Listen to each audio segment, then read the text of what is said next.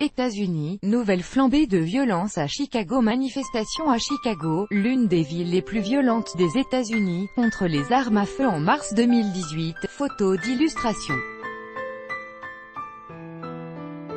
Reuters, Joshua Lott. Une flambée de violence s'est abattue ce week-end à Chicago, la grande ville du nord-est des États-Unis. Le bilan officiel fait état de 59 blessés par balle et 6 morts, lors de différents événements qui se sont déroulés entre vendredi après-midi et dimanche matin, et que la police impute pour la plupart d'entre eux à des guerres de gangs. Avec notre correspondant à New York, Grégoire Pourtier. Dimanche matin 5 août, à l'aube, les urgences d'un grand hôpital de Chicago étaient débordées et ne pouvaient plus accueillir de nouveaux blessés. Une vague de violence avait démarré vendredi après-midi, s'était poursuivie le samedi puis venait de connaître son paroxysme au milieu de la nuit, avec une succession de 5 fusillades en moins de 3 heures.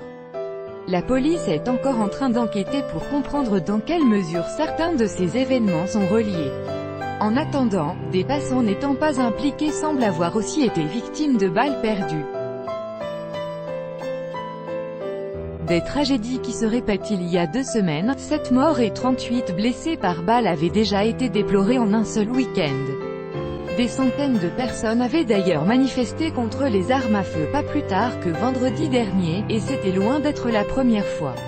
Car Chicago, 3e plus grande ville des États-Unis, est gangrénée par la violence.